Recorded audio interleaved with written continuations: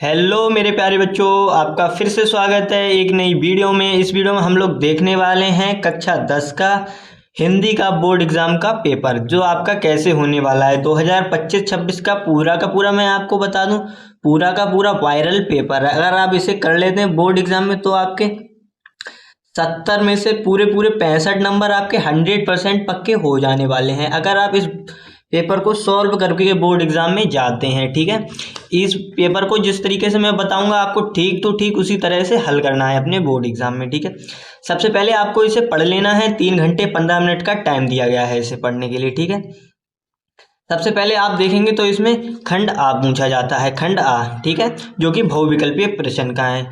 इसे हम सॉल्व करते हैं और देखते हैं। ठीक है, दूसरा सप्तक का प्रकाशित हुआ। दूसरा सप्तक कब प्रकाशित हुआ? दूसरा सप्तक 1943 में भी नहीं हुआ, 51 में हुआ, इसमें भी नहीं हुआ, इसमें भी नहीं हुआ। आपको जो सही है उसी पे लगाना है। ठीक है, दूसरा क्वेश्चन है सुमित्रानंदन पंत की रचना है। सुमित्रानंदन पंत की रचना कौन सी है? उर्वशी नहीं है, साकेत नहीं है, कामायनी नहीं है, पल्लव है। पल्लव है इनकी रचना। ठीक है, तीसरा है छायावाद की मुख्य विशेषता है। छायावाद की मुख्य विशेषता क्या है? यद्धों का वर्णन नहीं है, भक्ति की प्रधानता नहीं है, यथार्थ चित्रण नहीं है, मानव प्रकृति का मानवीकरण, ये है इनकी। ठीक है, चौथा क्वेश्चन है मैथिली शरण गुप्त किस युग से संबंधित है? मैथिली शरण गुप्त किस युग से संबंधित है? मैथिली शरण युग शुक्ल युग से नहीं है, भारतेंदु युग से नहीं है, और ये छायावादी युग से भी नहीं है, ये द्विवेदी युग से संबंधित है। ठीक है, केशव को कठिन काव्य का प्रेत किसने कहा? केशव को कठिन काव्य का प्रेत किसने कहा? किसने कहा? ग्रेशरण ने भी नहीं कहा, मिश्र बंधु ने भी नहीं कहा, हजारी प्रसाद द्विवेदी ने नहीं कहा, रामचंद्र शुक्ल ने कहा था। ठीक है, आपको दोस्तों इसी तरह से बोर्ड एग्जाम में पेपर सॉल्व करना है। ठीक है, अगला क्वेश्चन आ जाता है हमारा अजातशत्रु नाटक के नाटककार हैं। अजातशत्रु नाटक के जो नाटककार हैं महादेवी वर्मा भी नहीं है, सुमित्रानंदन पंत भी नहीं है, राम कुमार वर्मा भी नहीं है, जयशंकर प्रसाद है। ठीक है, आपको इसी तरह से अपने बोर्ड एग्जाम में लिखना है। इलायची जोशी की कहानियों का विषय। इलायची जोशी की कहानियों का विषय क्या है?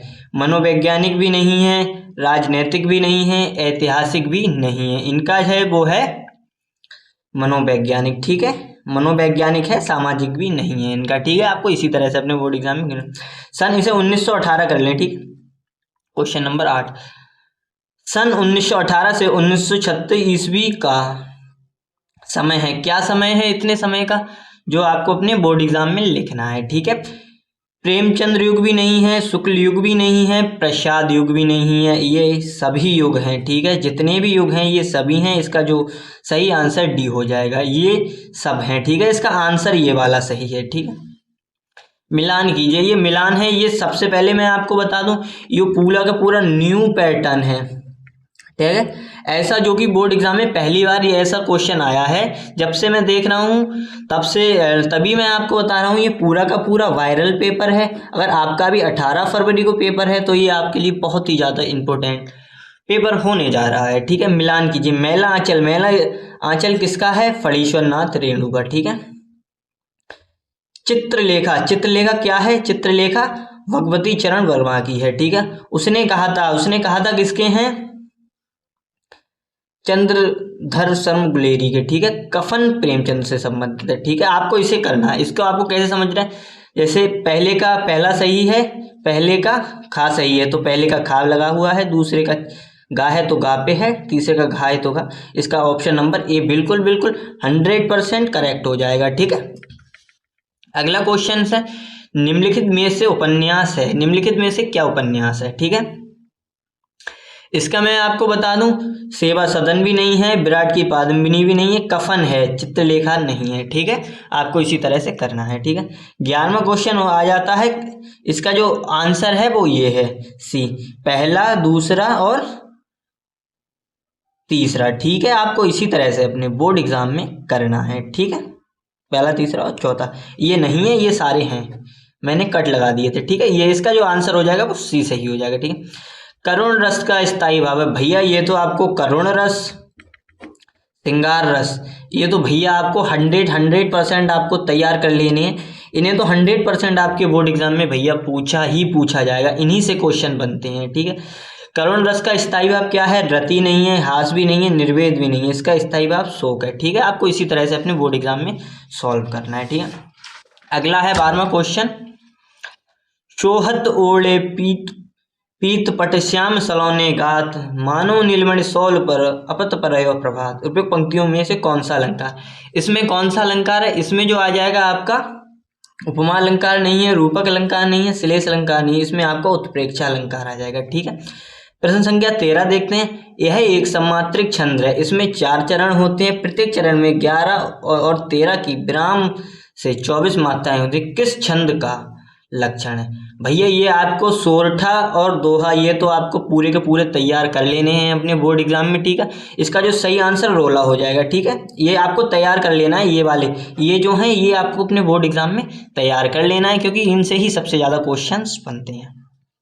ठीक है, 14वां क्वेश्चन है हमारा, प्रहार शब्द किस उपसर्ग का प्रयोग किया गया है? इसमें प्रा का उपयोग किया गया है, निर का भी नहीं होगा, आ का भी नहीं और पार का भी नहीं। ठीक है, क्वेश्चन नंबर 15, पंचतंत्र में कौन सा समास है? पंचतंत्र में कौन सा समास है? पंचतंत्र में जो कर्मधाराएं भी नहीं है, तत्पुरुष भी नहीं है, द्वंद्व भी नहीं है, इसमें द्विगु समास है। ठीक है, ऐसा ही आपको अपने मैं बता रहा हूँ आपको पूरा का पूरा भैया ये वायरल पेपर है। ठीक है, 16 अर्थ के आधार पर वाक्यों के कितने भेद हैं? भैया कितने भेद हैं?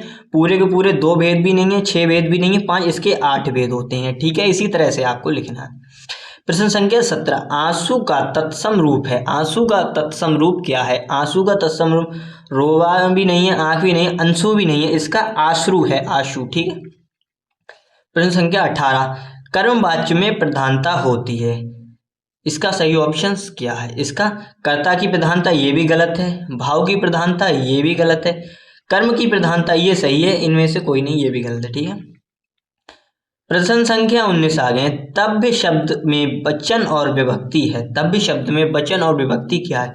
पष्टी की विभक्ति भी नहीं है, पष्टी विभक्ति बहुवचन भी नहीं है। ठीक है, और ये आपका मैं बता दूं सप्तमी विभक्ति द्विवचन में चतुर्थ विभक्ति वचन है भैया, यही इसका स्टैंड मैं बता रहा हूँ आपको, ऐसे ही तैयार कर लेना है भैया। पूरा का पूरा वायरल पेपर है, अगर आपको इसे तैयार कर लेंगे तो भैया 95 नंबर तो भैया हिंदी में पक्के आ ही जाएंगे। ठीक है, निम्नलिखित शब्दों में सर्वनाम है। निम्नलिखित शब्दों में मनुष्य सर्वनाम नहीं है, बचपन भी नहीं है, कोई सर्वनाम है, इसमें कोई सर्वनाम है। ठीक है, ये भी नहीं है भैया। पूरे के पूरे मैंने आपके MCQ के बायोग्राफी के पूरे 20 नंबर तैयार करा दिए हैं और 30 नंबर आपको स्कूल से मिलेंगे भैया। 50 नंबर का तो सिस्टम हमने सेट कर दिया और बचे आपके 50 नंबर, उनका और करने जा रहे हैं भैया। जी 50 नंबर तो पक्के करा दिए मैंने।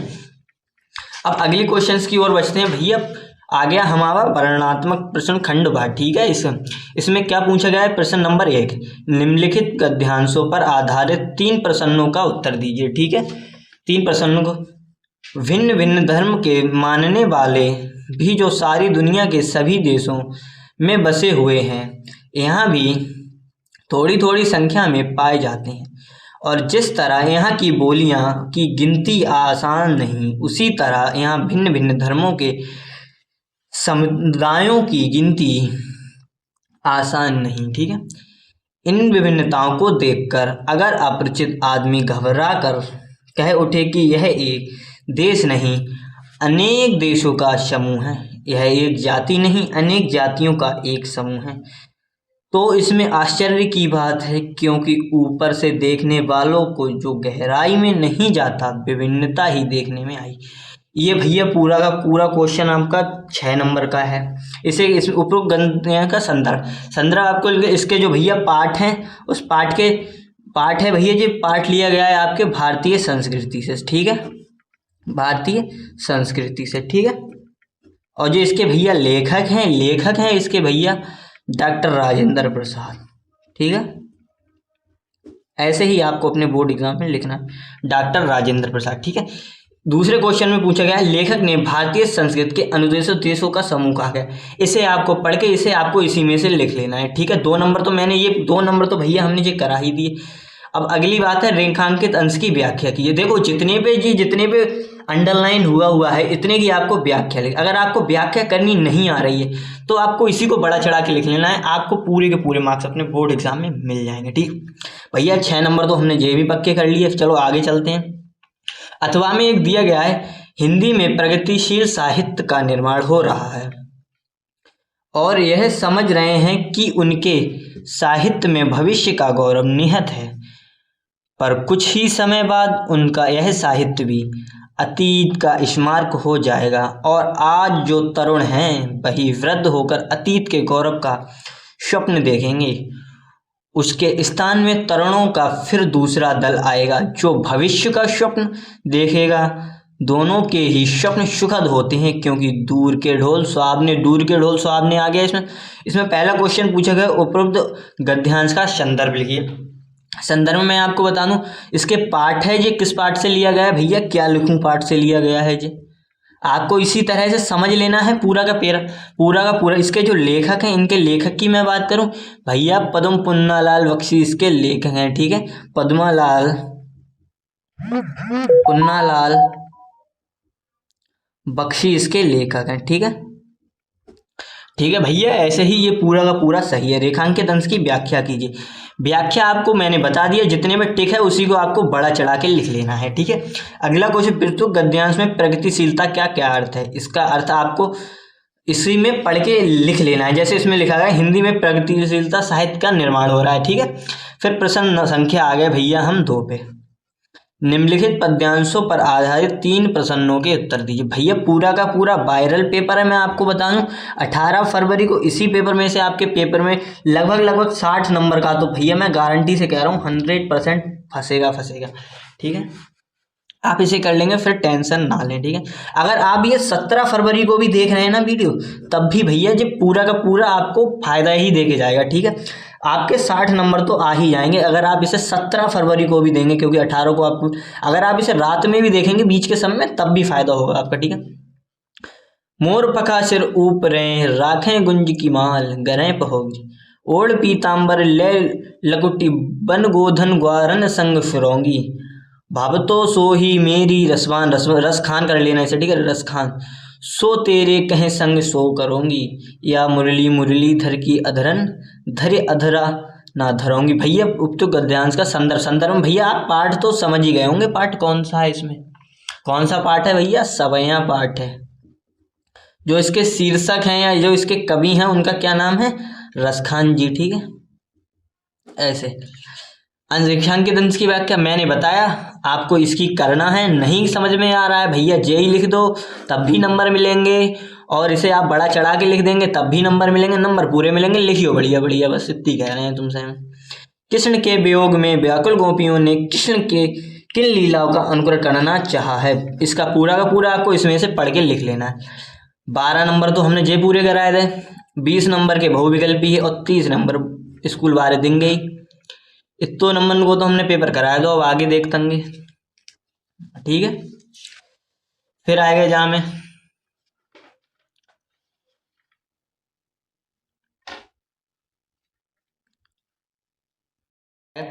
उदहो मोही ब्रज विरासत नाही, वृंदावन गोकुल बन उपवन सघन कुंज की छाई।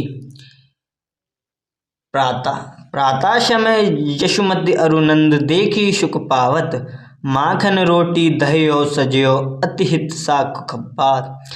गोपी ग्वाला बाग संग खेलत शब दिन हंसत रात। सूरदास का नाम आ गया, सूरदास धनि ब्रजवासी जिन्हें हित जगुनाथ। उपगण संदर्भ भैया पाठ के जो पाठ है वो आपका कौन से किससे है, पद्य से रिलेटेड है, और इसके जो कवि हैं या जो इसके शीर्षक हैं सूरदास, इनका भी नाम आ गया, दोनों का नाम आ गया। कहीं से कुछ करना थोड़ी पड़ा, 2 नंबर ये पक्के हुए नहीं हुए। इसे आप देख के जाएंगे तो आप बोर्ड एग्जाम में करेंगे नहीं करेंगे अच्छे।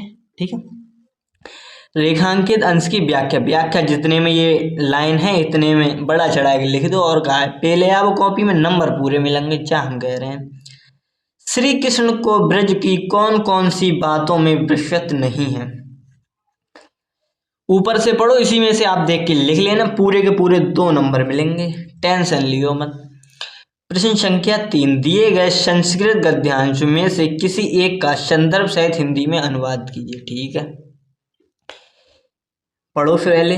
या नगरी विविध धर्मण संगल स्थली, महात्मा बुद्ध तीर्थकर, पार्श्वनाथ शंकराचार्य, कबीर गोस्वामी तुलसीदास, अनह च भव, महात्मा गद्यायन विचारन, प्राचार्यानना, केवल दर्शन साहित्य धर्मो अपितु कला क्षेपणपि। या नगरी, या नगरी मतलब यह नगरी, विविधाना कलाना शिल्यांचा कृत, लोके विश्रुत अश्रव्य, कौशयोषित देश देशो सर्वत्र शप्र।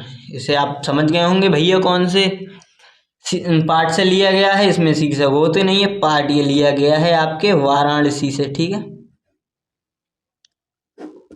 किससे लिया गया है? वाराणसी से। ठीक है, ऐसे ही आपको बोर्ड एग्जाम में इसका हिंदी अनुवाद नहीं समझ में आ रहा है, इसी को लिख दो, इसी को बड़ा चढ़ा के लिख दो, यह नगरी मतलब यह नगरी। ऐसे ही आप बना बना के लिखेंगे, नंबर पूरे मिलेंगे, टेंशन लियो मत, 5 नंबर को है।